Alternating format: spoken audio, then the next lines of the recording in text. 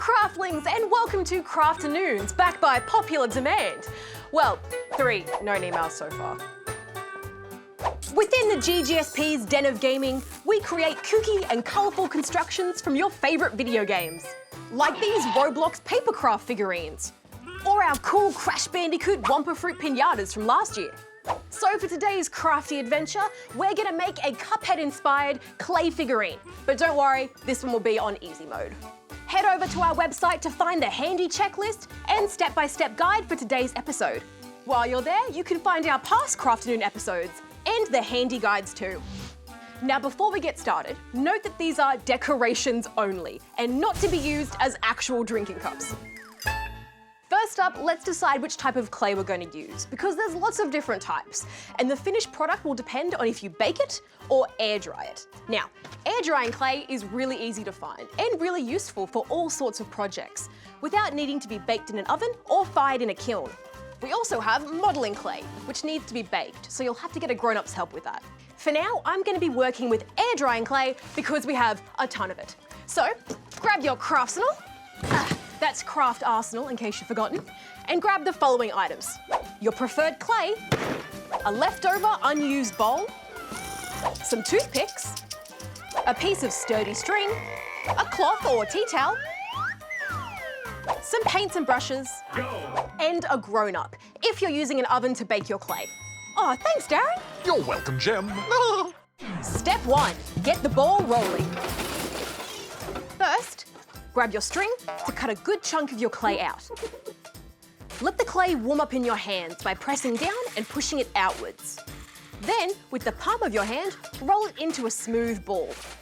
Keep rolling until you get some smooth edges. Step 2, cups. To start off, we're going to be doing the pinch pot method. This is as simple as placing our thumb and forefinger in the middle of the clay ball.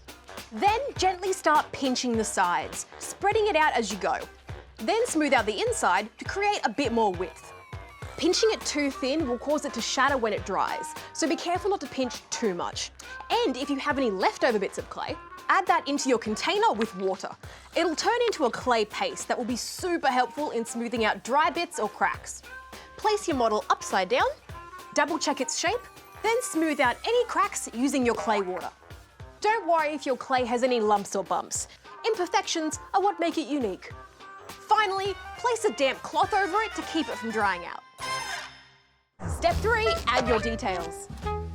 It helps to have a reference picture next to you to show you what you need to make to complete your figurine. Let's start by highlighting things such as the facial features and other accessories. Firstly, we need to make the straw and the handle. Grab a small piece of clay and start rolling it between your palms. Then roll it into a log. Cut it to length with a toothpick and measure on the body of the cup. Chop off any excess if you need. Set it beside the cup body to keep it from drying out. For the nose, I'm going to roll a teeny tiny bit of clay. And now they're ready to be attached. Step 4, hold on!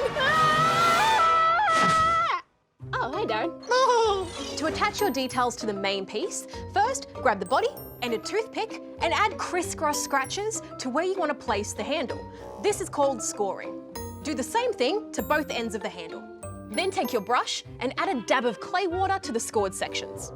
Do not skip this step. If you don't add water, it'll fall off when it dries. Attach and hold it in place for a few seconds. Use a smaller brush with a touch of the clay water and seal off any cracks and edges. Then repeat with the nose. Now we have to wait for it to dry completely before painting. So in the meantime, I'm going to play a few rounds of Cuphead. What could possibly go wrong?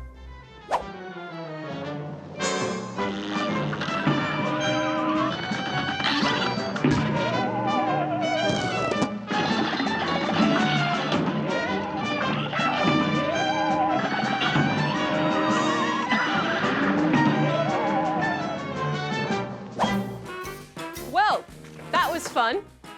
The drying process will take about a day or 2, and you'll want it to be bone dry, which means it'll be cool to the touch and lighter in colour. Step 5, go wild. Once it's dried completely, paint a white base colour, then let that dry for a few minutes. Checking your reference picture, you'll see Cuphead is a light grey, So add a tiny bit of black to your white paint to get the right colour and paint your second coat. Once that's dry, use a pencil to draw on the face and mark the stripes of the straw. Paint in the reds and the blacks on the straw and in the face. Let it dry again, then using a finer paintbrush with black paint or using a black marker, outline the edges to really create that cartoon effect. If you make a mistake, don't worry. Just go back in with the grey paint to correct it. Let it dry completely, and it's finished.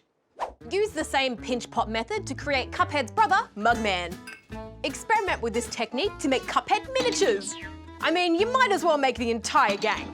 What about using the cups to hold your stationery? Or throw in a couple of treats and trinkets. Yeah, I know, I got a little bit craft crazy. And that's it for our Cuphead-inspired clay figurines.